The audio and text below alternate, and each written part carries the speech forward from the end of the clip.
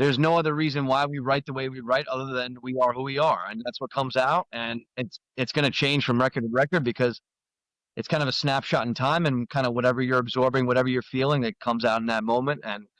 And we'll never apologize for that. And personally, we have to be fans first. Like I always tell him and the other guys say, if we don't like it, we're not going to do it. Just, you can't please everybody. So don't try.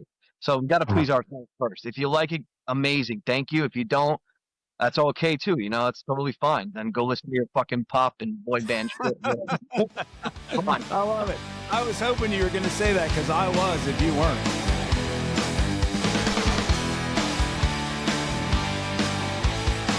All right, everybody, welcome back. We're live in the McBastard studio. You're listening to Salty's live music today, sponsored by Band Groupies. And we are pumped to have a rock and roll band out of Queens, New York, Ryder. So we have James and Max with us. And these guys we found these guys, we kind of bumped into them about a year and a half ago, and they've become one of our favorite bands. And so we want to just tell the world like how awesome they are. So fellas, welcome to the show. Thanks for having us. Pleasure to be here. Thank you so much. Yeah, you guys. I mean, I'm a rock and roll guy, so I grew up around rock and roll, right? And so when you guys first even logged in, I saw the Ramones behind you. I was like, it's just going to get better. It's just going to keep getting better. So 10 years, right, James? You've been at this 10 years with Ryder, and then you guys kind of rearranged the crew and. Tell us about that. It's been a wild ride, man. 10 years. It's a blink and you miss it, but it's been quite an awesome ride, and the last 2 years have been even better than the previous 8. So yeah, that's because I'm in the band now. That's right. They got Max on guitar, and the guy's got great taste in hats. I always see him in our Salty hat. I'm like that guy. That guy can sure play guitar, but he looks better in that hat. So I'm sweating that hat.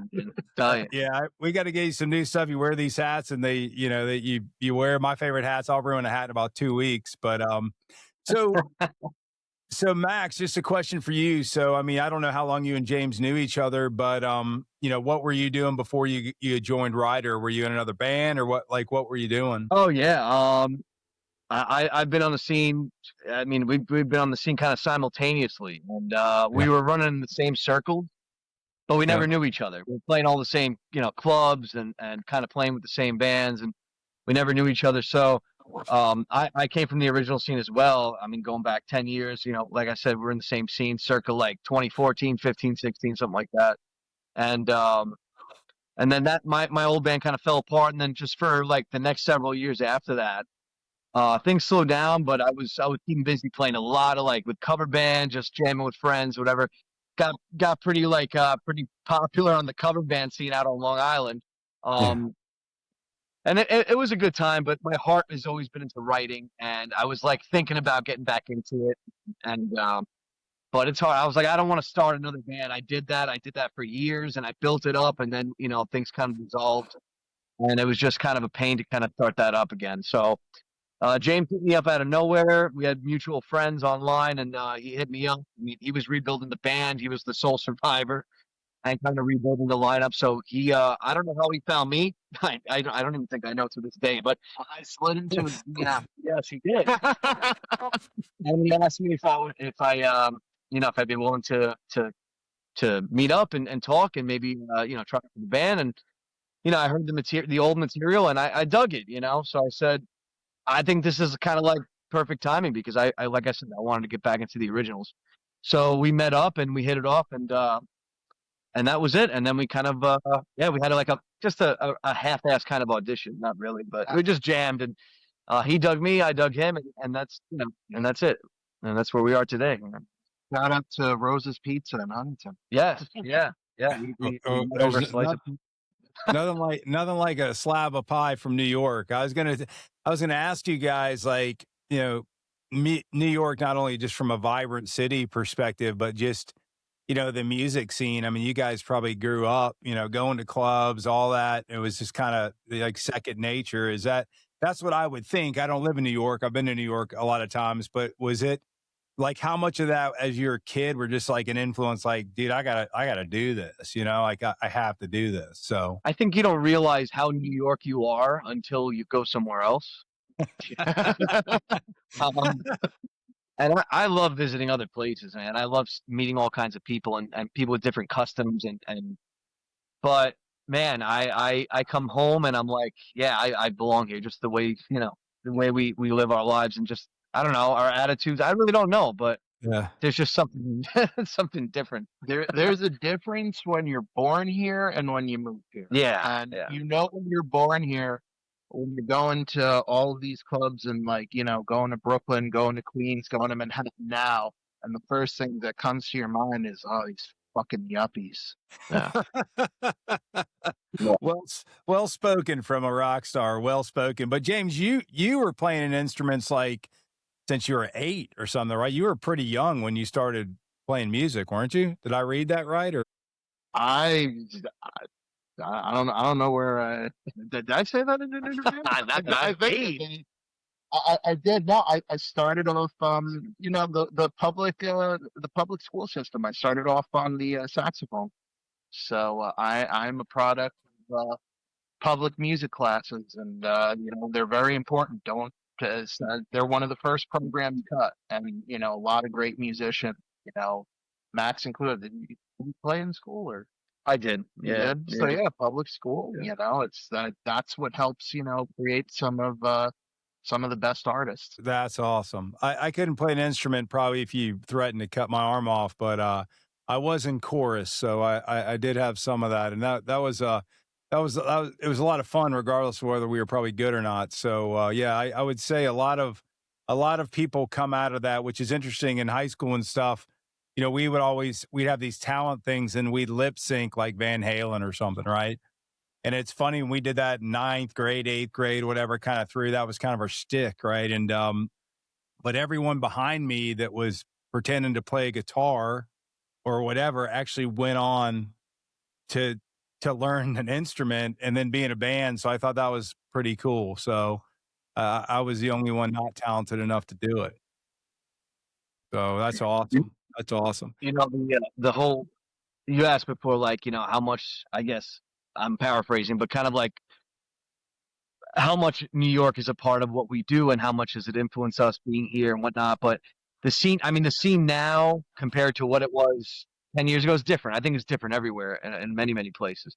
Um, but when we were coming up in the clubs and pretty, pretty simultaneously at that time, it was just I think a sense of attitude, in terms of screw everybody else. We're gonna do what we're gonna do.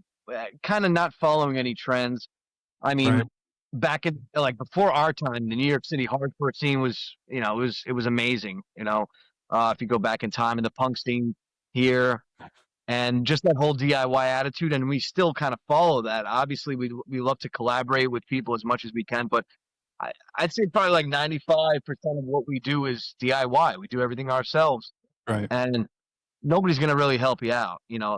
if you're kind of waiting for it. Um, so we want something to happen, we make it happen. We want to put out a record, we put out a record. We want Yeah. to, we do things on our own time, on our own terms. Well, I mean, I think that's kind of the heart of really music, specifically, genres like rap and rock and things like that. I mean, Yeah. today it's kind of sad because, I grew up, I'm a lot older than you guys, James and I are talking about, but I grew up like, with Led Zeppelin, The Doors, then Jimi Hendrix, Jimi Hendrix a little bit before my time, but Van Halen, kind of Guns N' Roses, kind of we grew up in that kind of rock genre, Sure. that era, right? So for someone like me, I've taught my kids, my kids are listening to The Doors, Van Halen, AC/DC, like and so the music scene now, I would say the commercial music scene really kind of, turned popish, a lot of country type, which I don't even call it. It's not even really country anymore. What, like, Punk. how is that in your demographic area? Because I know here in the South, we're outside of Atlanta, and Atlanta's got a pretty rich music history, obviously from rap and other things. But pure like pure rock and roll, like, you know, or a harder rock. Uh, not a ton of bands like that. No, there's not. And you know, both me and Max, you know, we grew up in the 90s. So, you know, who was top of the charts in the 90s? You know, you had the Boys to Men, the Backstreet Boys, NSYNC, you know, all that. So But you also had amazing alternative music too. you and did. That's, you know, You did. I have an older brother, so I was lucky to be exposed to that whole wave of alternative music early on when I was very young. It's the first music I heard was you know, Alice in Chains and Soundgarden and things like that. So, and then because of my parents hearing the Beatles and Hendrix and all that, and you know, to this day, you know, some of our biggest influences, Zeppelin and you know, Beatles, Floyd, Sabbath. You know, so Absolutely. And I kind of hear that in you guys too. Like I just naturally, when I first heard you, I mean, I just naturally like that kind of music feels like, you know, that kind of feels like home to you, right? It kind of feels like growing up to you. So, I mean, I think some of the punk is starting to come back, you know, some punk is starting to come back. So that's pretty cool to see. But, I love the rock and roll. And I mean, I think James, you know, you got involved with us around the BKFC and fighting where we were sponsoring a guy and, you know, your song Southbound came out and the Georgia boys, Alabama boys, everybody, you know, South of the Mason-Dixon line were like, hell, who are these Ryder guys? Yeah, let's Southbound, baby. Let's go. So, you got a lot of fans from that, that particular song. Well, we appreciate that, and shout out to Logan Tucker. we were at that fight, man. We were at that fight. I wish they would have played the song like they said, but you know, hi, Columbus. Hey, James, quit bringing up old shit, man. It was a great. Yeah. It was fun. It was a fun night. It Fun night. really was. That Philly crowd didn't realize you guys were. Well, maybe they did. You were from New York, or they thought as like, oh, this is some southern honky tonk ass Southbound. What is this song about? You know, they probably it's about these boys out here chewing tobacco or some shit like that. So well, they were too busy cheering for the Eagles because it was like playoff time when. I think it was right before it was right before the Super Bowl. It's pretty crazy. I mean, you guys are incredible. That's why we really want to, you know, highlight. I mean, people just don't get exposed, you know, because mainstream's not doing it, right? Mainstream's not exposing certain bands. They're only going to play the, you know, the top 5 in the time, and you know, ride them till they as long as they can. When all these kind of pop singers all of a sudden start become country and all this, you know, you just kind of go, oh, this is total bullshit. Like this is, and James, I talked about that the other day. So, not a big fan of that. So, as far as you guys, you know, you had a menagerie, right? Or was that? Am I pronouncing that right or not? Menagerie. Menagerie. You made it sound a lot more sophisticated. Though. Yeah, well, you know, so that album was a great album. You want to talk about anything on that? And then I'd like to get, you know, to definitely what you guys are doing with your live album. So we kind of we had a great fall 2025. Yeah. Just going everywhere from our own backyard in Brooklyn, New York, and Long Island, and going places like Baltimore, and then we did a 4-city run in Canada with Chris Holmes, and we got some great. Fortunately, we were able to obtain some great multi-track recording from our shows. So once we get all the individual multi-track stems, I take it back here to my studio, which is where we are here, and you know, I love getting those multi-tracks because I can mix these performances like I would a record, and I have complete control over it. And not that anything's bullshit, everything's 100% live. It's just you know, it's just mixed. It sounds great. And we said, you know, we're sitting on all this material from these shows. Why don't we pick the best of the best performance wise across those cities? And fuck it, let's just put out a live album, and that's what we're doing. And basically, this is the best of the fall shows, and it's basically the album Menagerie Live, right?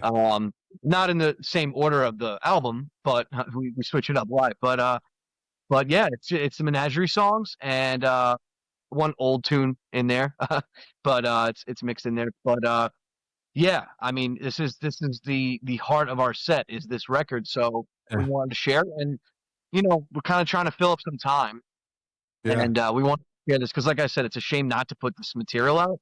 It's great quality recordings, and I was able to screw around with it and mix it, and let's just put it out. While we're working on new material. So we got some new Yeah. material. We got a new album written, and we're going to be, getting ready to record that very soon. So in the meantime, we wanted to share this live album with people who are interested. So Well, yeah, and I was I didn't mean to interrupt you, James, but yeah, I had a chance to hear, some of that stuff, which I'm not supposed to let out until James says let go. But we the coolest thing is when you can hear someone live and it sounds like you guys, you got a good band, because a lot of people are just recording studio these days. There's a lot of things you can do in studio. And, then I've been at concerts. I've went to hear people live and I was like, holy shit, like these people suck, and so I think it's a good way to like say, hey, when you come see us live, I mean, it's a real deal. So I think it's smart to do that. I wish more people would do that. I mean, live albums in the past were pretty normal. I mean, bands did it a lot. So yeah, and I can't stress enough. One thing I for me personally on the production side of it that I take pride in, and as a member of the band, what you hear is what you would hear, yeah, if you were in front of that stage. It absolutely, sounds pretty damn close to the record. Because absolutely. the way we recorded the record is we play everything 100% live, and it's no punch-ins and bullshit like that. We play a full take, and we pick the best take. And live is the same thing, and there's no re-recording, no overdubbing. I don't take it home and redo. If there's a slight mistake in there, we leave it. It's live. I mean, so Yeah. Well, I love it. I love those little serps. Like I think it was James saying, "Hey, we play mother effing rock and roll." Right. yeah, And I mean, that's the kind of fun stuff you get like when you're live and you're feeding off that where people just come off the cuff and say kind of whatever they want. That's why I think live shows, as you guys know, we've been trying to, highlight live entertainers and local and independent artists to our band groupie stuff. It's for that reason, because, when we were younger, I mean, I can remember seeing Van Halen in the Worcester Centrum when I'm like 12 years old, and Eddie Van Halen cranking Eruption and, running with the devil and like, just the whole experience itself, regardless, it sits in your memory regardless. So, Well, and at the same time, the good thing about a live record too is, since post COVID and other stuff, getting people to come out to shows, doing stuff, it's just a lot of venues have closed down. A lot of people don't come. right. One of the things we always hear is, oh, we're going to come out, we're going to come out, we're going to come out. This is one of these releases where it's like, all right, well, if you're not going to come out, we'll bring the show to you. Yeah. This is what you're missing out on. Well, I love that because in probably about a month and a half, I'm going to ask you guys to do a remote live show, or we'll remote in wherever you're playing if we can get the video on it. And we're going to broadcast it through a new platform that we're creating called Row on X, which is simply meant for that, where your fans that, maybe across the country can't come see you, that they can watch you live. So I'm going to hold you guys, James, Max, I'm going to hold you guys to that. So get prepared. that would be great. Well, we got to find a place with good internet connection. That's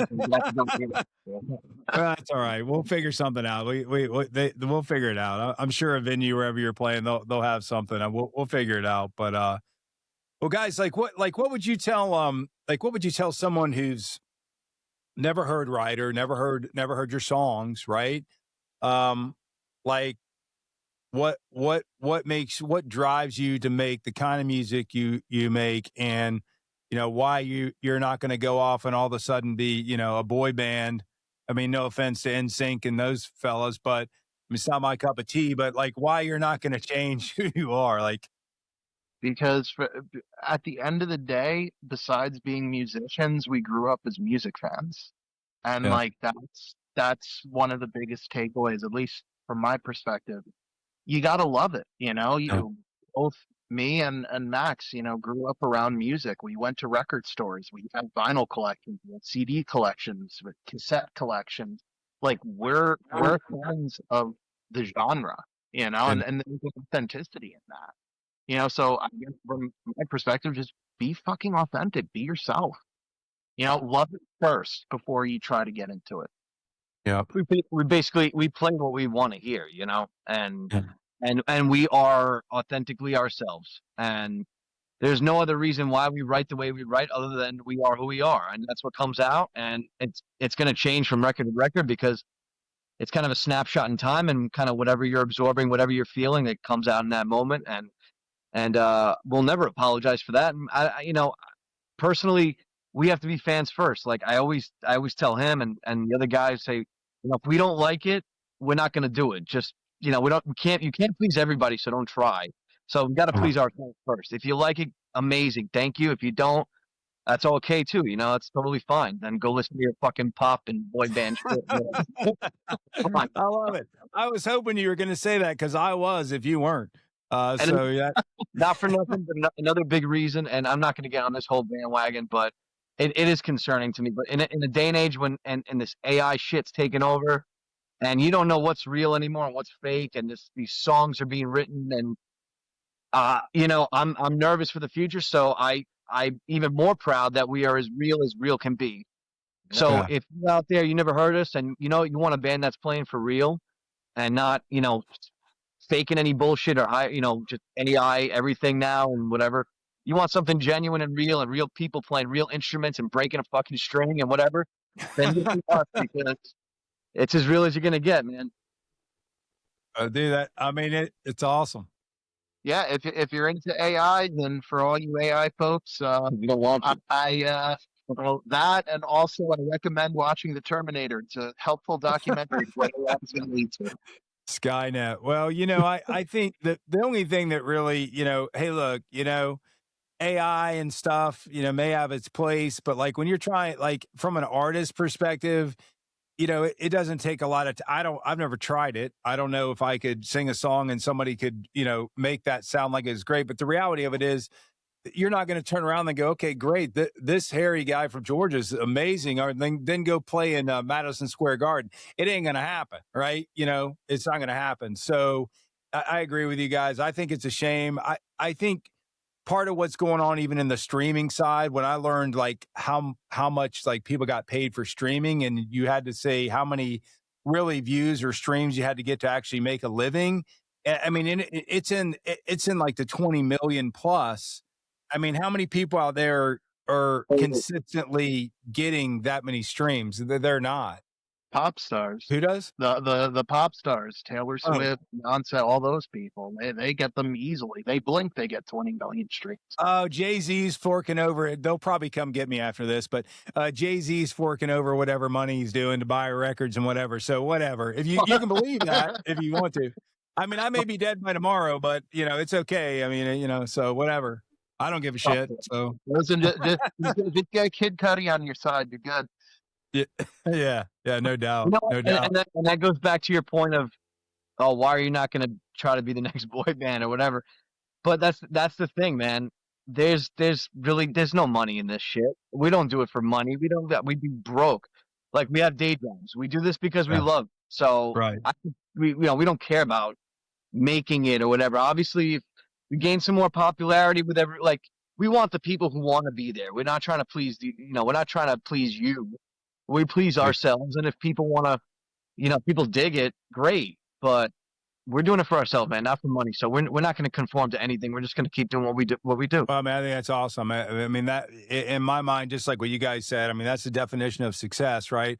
Everyone's definition of success is kind of like, oh, if I have a yacht or whatever. That's kind of external stuff. If you can be kind of comfortable in your own skin in what you're doing and confident in what you're doing, I mean, that's really a lot of these people that before, all the fabrication shit, that's what happened. They're like, hey, look, I'm, I doubt Jimi Hendrix went out and thought he was going to, he was just, eating mushrooms or smoking, taking some acid and playing the guitar.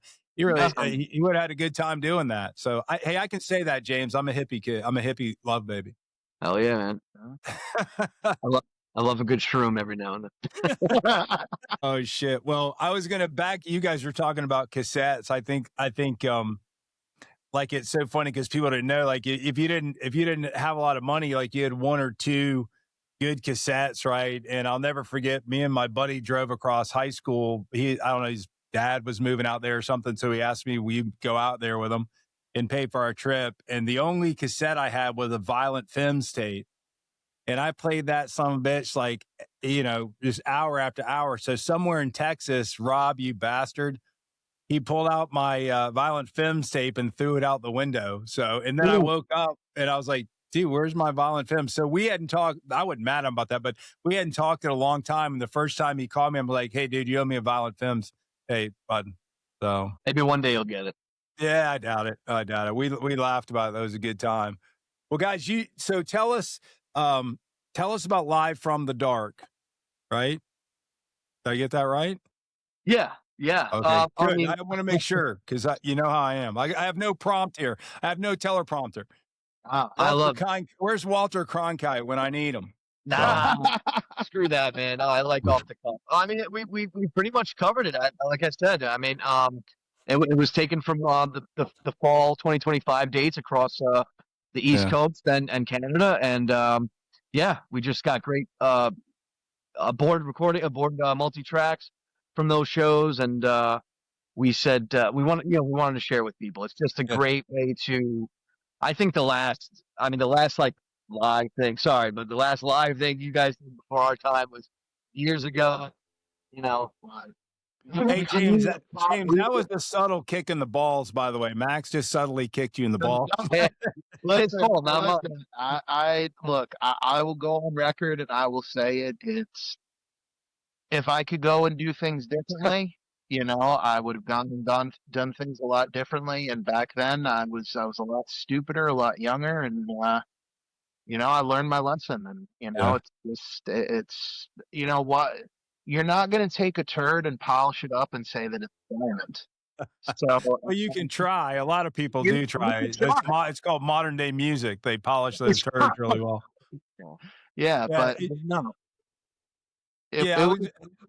Go ahead. I'm sorry. No. Well, what I was going to say is just, Live from the Dark compared to everything else. It's just, it's authentic. It's real.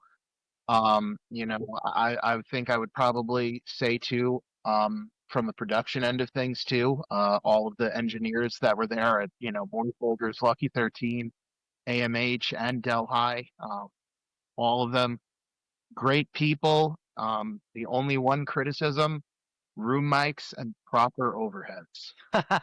Please. It was a little bit of a challenge. It was a little bit of a challenge for me to mix that, when you only have one overhead or no overheads. But you know what? If you listen to it when it comes out, you won't even notice. You're not going to know. Yeah. And that's what I was getting at. So this is getting at because the release of that though, James, that's next week, right? No, it's coming out February 13th, Friday the 13th, day before Valentine's Day.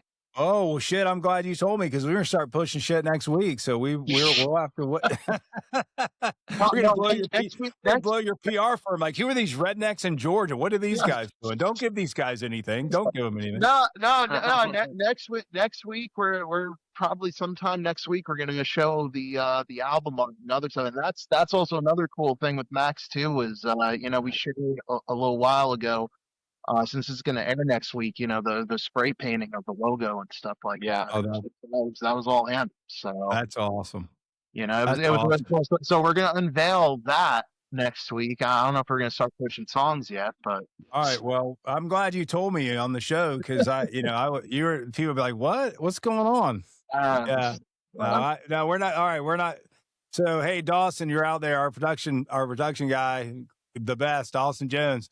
We're not allowed to be sending that stuff out yet, so let's hold off. But well, guys, I can tell you we've kind of known each other a little bit now for probably over a year and a half, for how we got involved, and I can tell you, I mean, you guys are just straight up, good people, good guys, and I love your music. I love all kinds of music. So if I told someone I didn't love their music, I think you'd have to. I don't know what, maybe they would get mad about it, but you guys are really good musicians. I appreciate the tenacity of staying at it. I appreciate the trueness to rock and roll, as James was said. motherfucking rock and roll. So I really appreciate that, James. I don't know if should we say this? Can kids hear this or not? We'll beep it out if we need to. But Kids should hear it. Yeah, kids should hear. The world is a fucked up place. You know, get used to it. Kids is what fucking is. Absolutely. Our name is called Salty Motherfucker. I really don't care. I was just kind of teasing the audience that I might give a shit, but I really don't. But anyways, you know.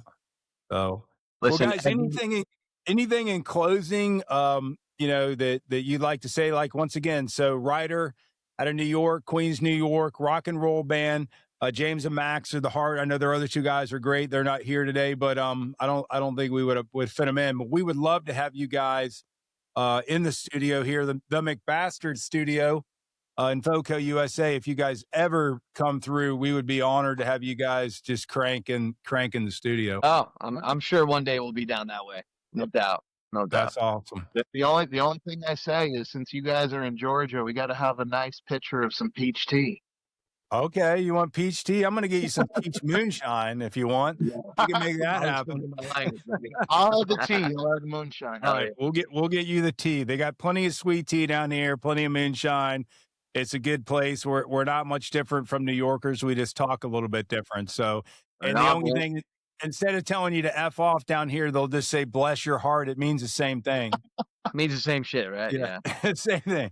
So it's not a hey, bless your heart, I hope you're having a good day. It's basically, you know, F off, you know, cool. You're full of shit. So I love it. We all got different ways of saying the same thing, right? So. Absolutely, man. Absolutely. We're all brothers. You're all brothers from a different mother, man. And we'll be with you from here on. We always have been. We love your stuff.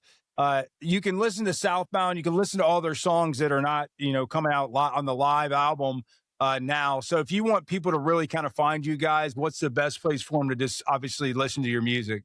Spotify, the original? Or? You could go on Spotify, look up our latest release, you know, as of now, Ryder Menagerie, and it's Ryder with a Y. You can check us out on Instagram, Ryder_NY, Facebook, Ryder Band NY. You could go to our official merch site, RyderBandShop.com. You could get T-shirts, CDs, shot glasses. You could get a lock of Bill's hair. I mean, I may need some of Bill's hair, so I might be interested in that. It's pubic hair. Oh, no. I got enough of that. No. I have any problem in the pubic or ass area. I got plenty of hair growing everywhere else. So awesome, thank you. Hey kids, for that visual, you may want to you know, close your eyes and cover your ears. Exactly. Well, guys, let's stay on here. Let's close it out. All right, guys, you've been listening to the Salty MF Go podcast. Today's Salty's live music. We had Ryder Band out of New York. Check them out. Their live album's coming out in February, so we'll be sure that we don't screw it up and send it out before then, but we can't promise anything because we have ADHD, but we will certainly try to honor that. Check them out. If you love rock and roll, you love traditional kind of rock and roll, these guys have that sound, and we'd love for you to see them. So for today, that's all, folks.